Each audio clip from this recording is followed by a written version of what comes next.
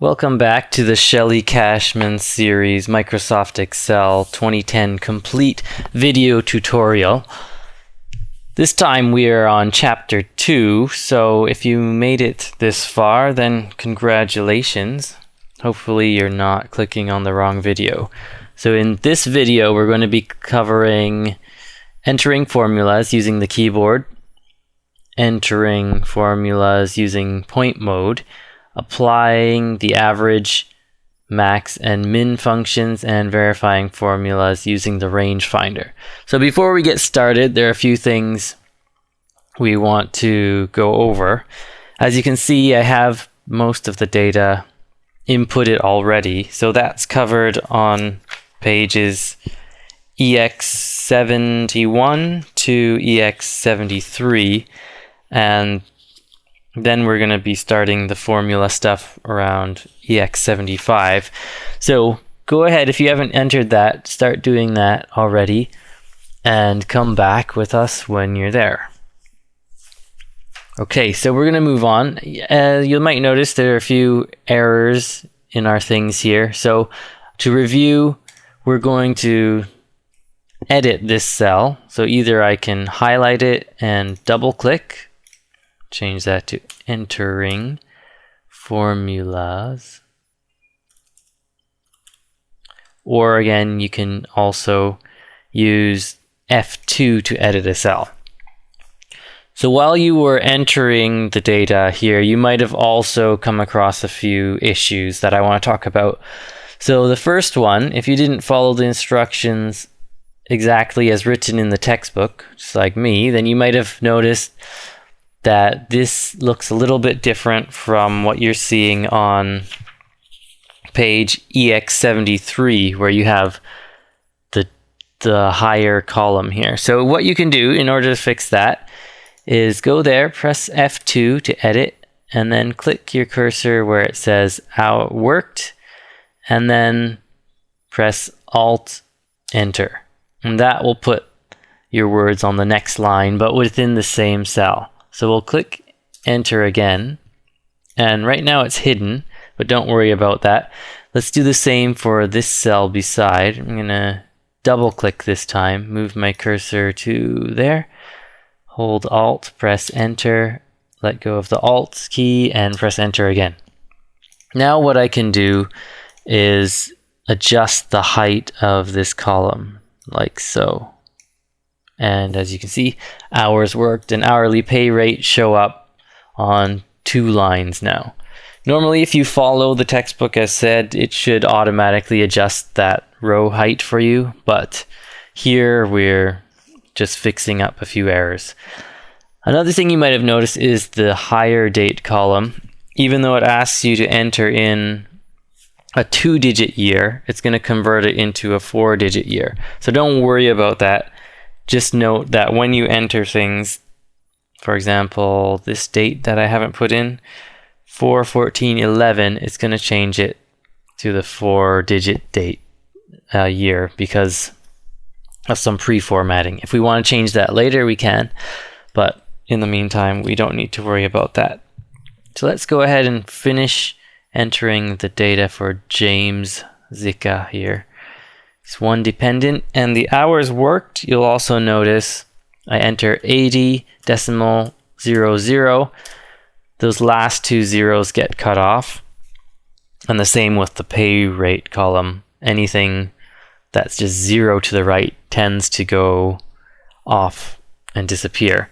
But we can format these cells if we want those to appear. Again, we can highlight with the left click, drag to the area we want to change, and go up here and change these to a number, which generally have 2 decimal places right there. Another way we can edit is using this decimal place thing. So if we can increase it, decrease it, example, let's just stick with 2 decimal places. Okay, another thing I need to fix is I have an extra row here, so I'm going to highlight that row and go to editing and delete these cells there. And now that should line up with the same picture in the textbook. So now that we have all of our data entered, we can start using the formulas. So if we look at EX75, we can see a list of the formulas that we need to enter. The first one being the gross pay. So in our case, our gross pay should be equal to the number of hours worked multiplied by the hourly pay rate.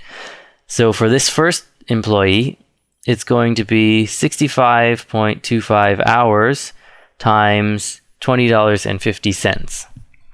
So in order to do that, we can enter the formula using the keyboard. So right now we're going to be entering formulas using the keyboard. And to do that, we will highlight the cell that we want, selecting that, and press the equals key. So once we have the equals there, it's going to tell Microsoft Excel that we're going to calculate something. So in our case, we want to calculate this cell here multiplied by that cell. So that would be D4, and as you can see, it highlights there, multiplied with the asterisk symbol, multiplied by E4. And so once we're happy with that formula, which also appears up there, simply press enter, and it will calculate that for us. So this result is D4 multiplied by E4. Okay, so another way we can enter formulas is by using point mode. So entering formulas using point mode, as seen on page EX77. So let's calculate our federal tax column using point mode. So in order to use point mode, it's kind of actually a hybrid of the keyboard and using the mouse. So it's not exclusively using your mouse. You still have to enter an equal sign. So let's do that. So if we see page EX78, number 1, it says type equals 0.22 asterisk, which is multiply, and then open the bracket or parentheses. So in order to calculate this formula, it's going to be 0.22, so 22%, times the gross pay minus the dependents, and then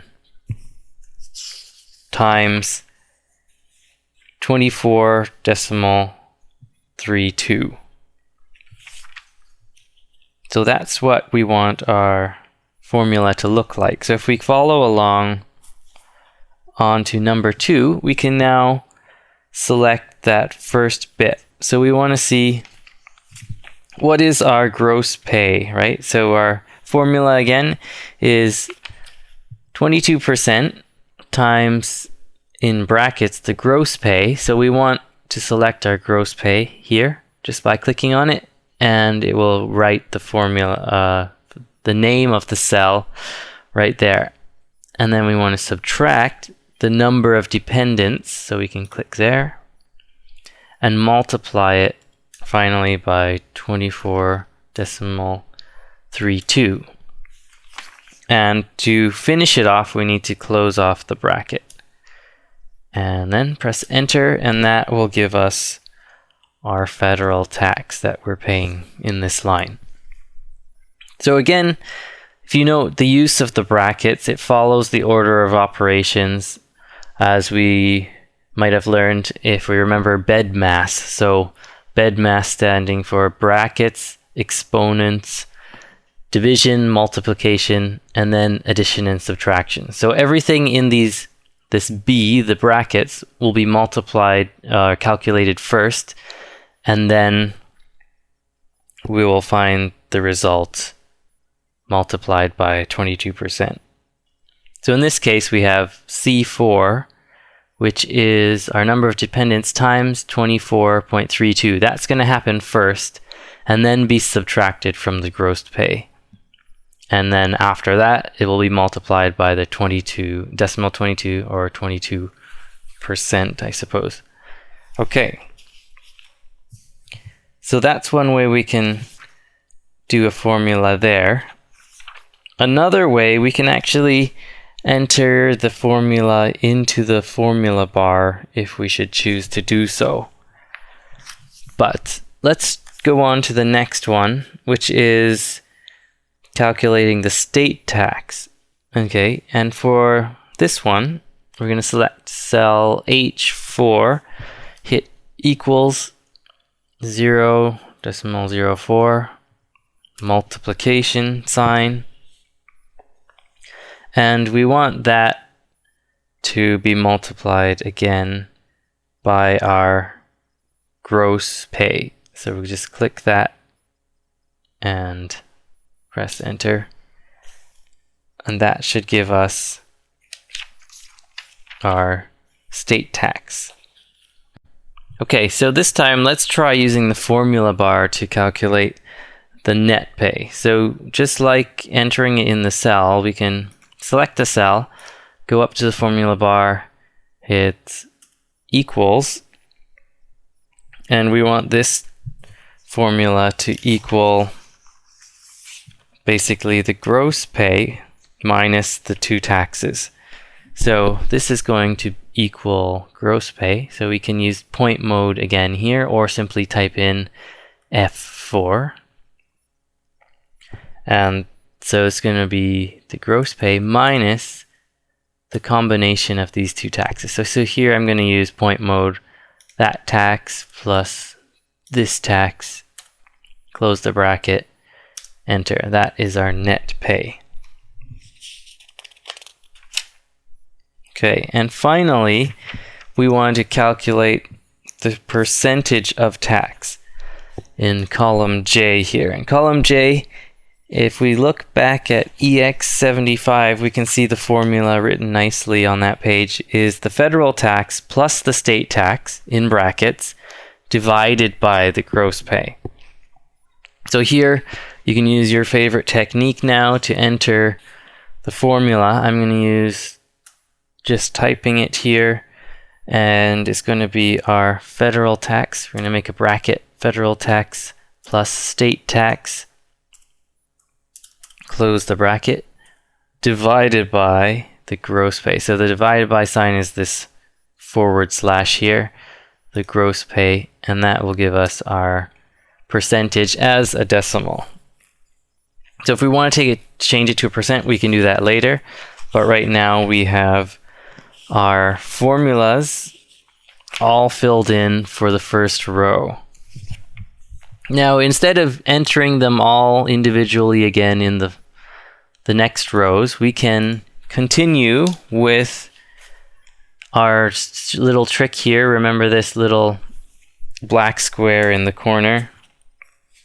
So we want to copy all of these formulas across, right down to James down there. So what we can do is we can highlight these 5 columns, and we'll click on the fill handle right there. So when our cursor changes to the cross, we can left click, hold on to it, drag that all the way down here, and that will calculate the formulas for us according to each row.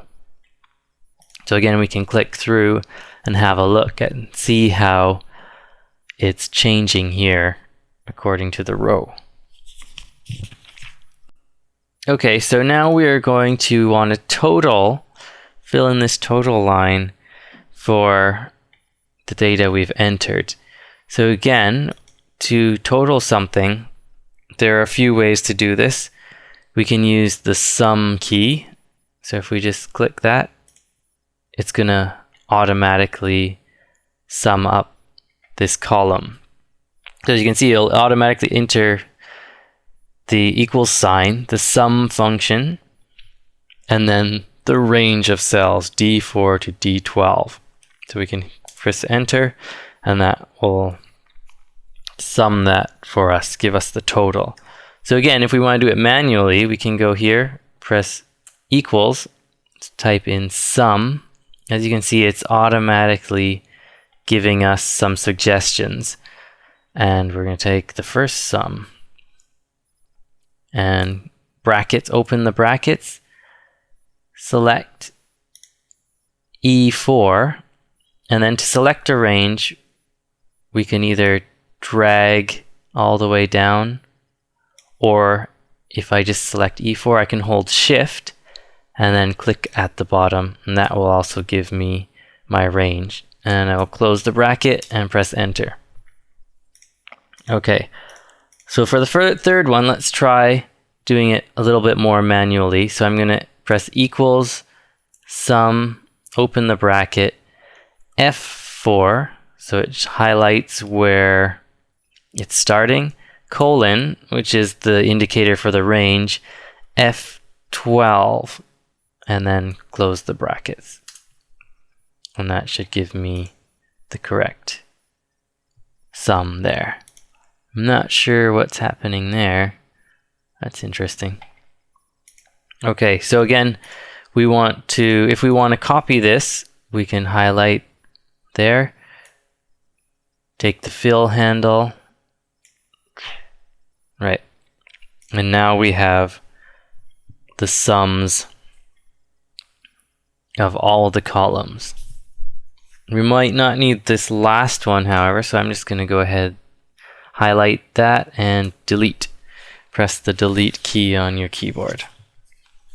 Okay, moving on, we want to fill in these averages and the maximums and mins. So we're going to use some more functions, formula functions that we have going here.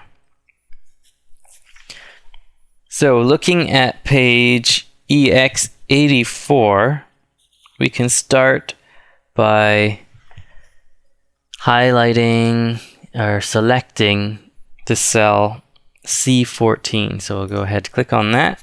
If we type an equal sign and start typing AV, it's going to bring up these suggestions again. We want average, so we can just click that, double click, average, and then it opens the brackets for us. So it's going to give us a range. We want to have a range to select to give us an average from there. So we're going to choose, as on page EX85, C4 to C12. So I'm going to highlight that, close the bracket, press enter, and that gives us the average number of dependents going right there. Okay, so now we want to determine the maximum number of dependents. So another way we can enter formulas is if we select the box and we can press this insert function button up there. So as you see, once I click that, it immediately puts an equal sign, which is required for every function or calculation, and I'm going to choose the maximum. So we want to find the highest maximum, press OK, and now it's asking us to enter our range. So in this case we want to put C4 colon C12, and then it shows us our range right there. Click OK. And as we can see, the highest number of dependents is 3. We can see that just by looking here, but it will calculate it for us with this function, max C4 to C12. So that is another way to enter your formulas. But I find the other way a little bit easier. So another way we can do this is if we go click and activate this cell, we're going to find the minimum now. Over here we have another formula button. So this by default is on the sum, but if we click this down arrow, we can go and find min, which is minimum. And again, we can select our range right there and then press enter. And the minimum 0 dependence. That looks correct to me. But again, if you just highlight these cells, you'll see that the formulas are roughly the same idea. And whichever way you find easiest, go ahead and do that. Okay, so we have these all for this first column, but we do want to put that across this chart again. So what we can do is highlight these 3 new formulas that we have. Go to the fill cursor right there, click on it, drag it across, and like magic, we can see the averages of each column, the maximums and the minimums. Okay, so just to be sure, how do we know that these formulas are correct? Of course, if we did them properly, there should be no problem. But we can verify these formulas as shown on page EX91. So as it states, double click on cell J4. So that's this one right there. So if we double click, it will, as we have mentioned, allow us to edit that cell, but it will also tell us which cells it's referring to. So there we can see the formula that's going on in that cell and the references. So we can make sure, as these are color-coded, that these are in what we want to happen. And that looks pretty good to me. If we are done using that, what is called the rangefinder, we can just press escape and nothing will have changed.